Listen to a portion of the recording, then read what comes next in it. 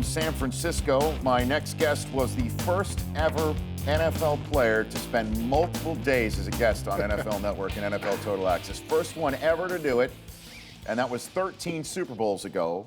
And now we are 10 Super Bowls removed from that moment you walked off into the sunset in his native city of Detroit. Good to see you. Hall of Famer, Jerome Bettis. Appreciate that. How you doing, JB? I'm great. I am great. Unbelievable. This Super Bowl 50, it's 10 years. It's been 10 years. Right? It feels like just yesterday. It does. It's I didn't even play in it, you know? Well, it was special. So for me, it's still special. You know, obviously, hometown, everything that happened to me, so that I'm still on the high. I mean, every Super Bowl, I'm always reminded of that. And so it's been a pretty special ride. Yeah, I'll never forget, I'm doing the post-game show. Ray Lewis was with us as he was. Absolutely, I do remember. He was hurt and not going to the Pro Bowl, and he was part of the paparazzi for the NFL Network that week. And they get in my ear, they're like, Jerome's coming to the set. I'm like, great, that's awesome. And then suddenly 90 people showed up on the set. Your whole entire family and friends. Everybody. I turned around, I literally had 90 tickets, right, for the Super Bowl. So I played that game for free. I did. I played it for free. Sure. But they all were there, and I've got a great picture of everyone behind me as we're doing the interview. So that was pretty neat. So thank you for allowing the entire family to be behind me, because that's a moment we still all talk about. It was incredible. I'm here with Jerome Bettis here on the Rich Eisen Show. If this is Peyton Manning's last game and people believe it on that team, how powerful is that in the locker room? It's powerful, but here's what Peyton Manning is trying to do. He's trying to downplay it, because the last thing you want to do is for that to be the narrative outside of the locker room, because you don't want guys to do things that they don't ordinarily do.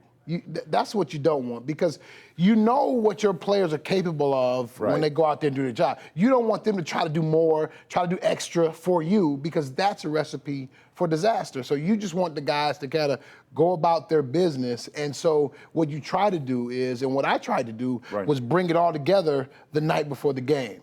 So, you know, I got up and really gave a heartfelt Saturday speech. night in Detroit. Saturday night. What'd you say? I just told them that, you know, this was the defining moment that we had, and that we couldn't let this moment get away from us. You know, it's a very, very special moment, and everybody just has to do their part. You don't have to be special. Just do your part, and then we'll be successful, because we know we're a great team, but all we have to do is not try to win the Super Bowl on our own. And that was the message that I was sending those Knowing guys. Peyton, do you think he does that Saturday? I think he does, because, see, those guys, they want to hear from him. So you downplay it, you tell them the night before the game, this is it, guys. This is the moment. You know, this is what it's all about, you know. And if he does, let people know, he lets them know then that, hey, this is my last game. So now you get that energy and that emotion carrying on to the game. Jerome Bettis, Pro Football Hall of Famer here. The folks at Gillette Fusion Pro Shield Razor also sending you here on the Rich Eisen Show. We'll get to that in a second. What do you think of Cam's statement that we've never seen anybody like him before? There's no one to compare him to.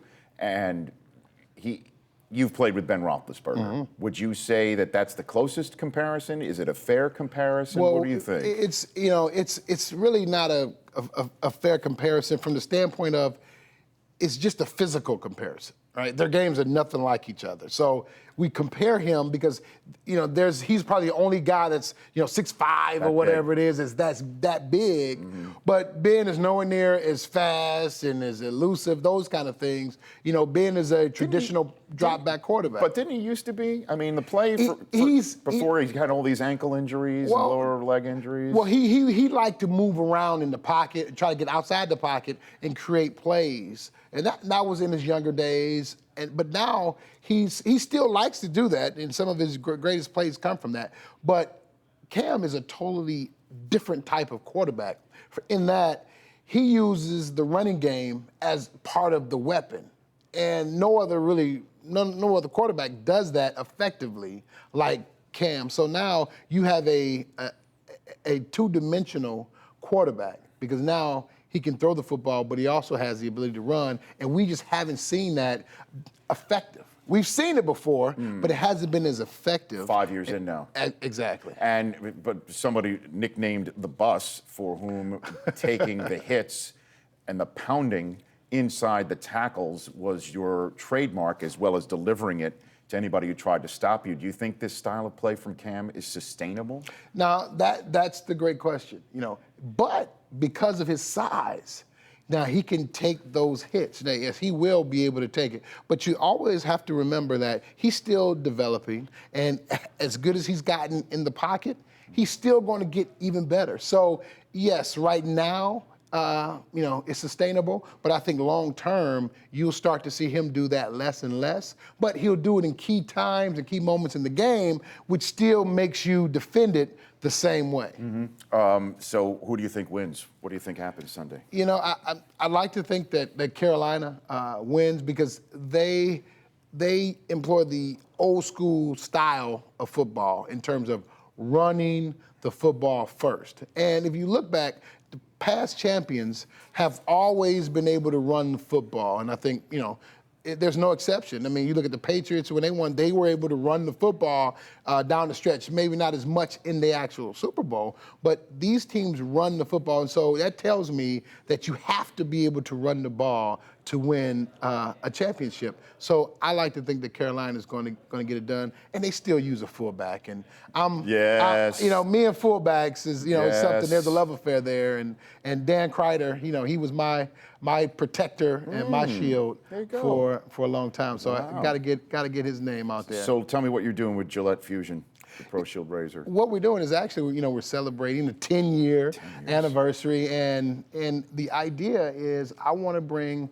some acknowledgement to Dan Kreider, who was my shield and protector, and just like the Gillette Fusion Pro Shield that shields and protects as well, we're just bringing that to the forefront, an incredible moment in time. You're putting a tribute to Dan on his Twitter page to help fans relive that Super Bowl 40. Unbelievable. Absolutely. I can't believe it's been 10 years, JB. And you and I, as I mentioned, go way back. We finally, though, just yesterday, got confirmation of why Notre Dame, deep down, is not as prestigious a football program as Michigan's, because who was at the Michigan signing of the Stars Day for just Jim because Harbaugh? Lou Holtz made an appearance. Who was there? That's Lou, just because Lou Holtz was there? Just wait a because minute. he made an appearance. Hey, he's retired. He wanted What does to that do a mean, he's favor. retired? He wanted to do a favor for the guy. That's all. I love it. You have there's no defense here. Tim Brown was here the other day. He basically accused Lou of a payday. He said Lou got a check. It could have been a money grab. It could have there's been. no Michigan money going How much to money Lou. would it take, Jerome, for you to go? Yeah, to great Michigan? question. Yeah, how much money would it take for you to go to show up at a Michigan? Michigan signing show day. up and be at a Michigan signing day. Talk about how great Michigan is. There would How have much? to be a napkin involved, a table, and you would have to just kind of slide it to me, and we'd have to go from there. So it'd have to have how many zeros to the left of the comma would there have to be? Tablecloth. Okay. Like, really? yeah. Tablecloth. See, because I mean, that's just, to me, it's just what more proof do I need to see? Here's the thing: we all got a number. Okay? We've all got you got a number that would take you to Notre Dame? And put pom-poms in your hand. Let me tell you You would go this. to Notre Dame and put Let me tell pom-poms you in your this. hand. There's a number. We just don't know what the number is. Jerome Bettis. We may have to do this. We may have to take the paper and go this way, and the go long way with the numbers. We may. But there is a number. Jerome Bettis, let me tell you this on my show and for everybody to hear. For somebody who rents Rudy hoping he pops an Achilles at the end of it, there aren't enough numbers and papers going long enough for me to show up for Brian Kelly and talk about how much I love the Irish. No way. No chance. No. You would have him on the show, and you would tell him, give me a call. If backstage they presented you with the envelope, you would do it. You would. You think, Jerome? Rich, you would do it, no question. There's no for sale. As low as Michigan had been. Now you get, this one moment, now you're back. Now you're back. Are you One kidding me? moment. Are you kidding When me? are we playing each other? How can you use your Notre Dame influence to get Michigan back on your schedule so we can settle this thing like we're supposed to settle it? We're going to get them back on the schedule. Can you do that? Brian Kelly says, oh, yeah, we're interested. Yeah, we're going to get them back on the schedule. Can you do that? It's just a matter of time. It's the right timing. Well, the paper's got to go the long way for that, too? Got to go the long way. Got to go the long way. Jerome, you're the best, man. Thanks for coming on the show. I appreciate it. At Jerome Bettis 36, right here on The Rich Eisen Show. The Rich Eisen Show, weekdays at noon Eastern. On Audience.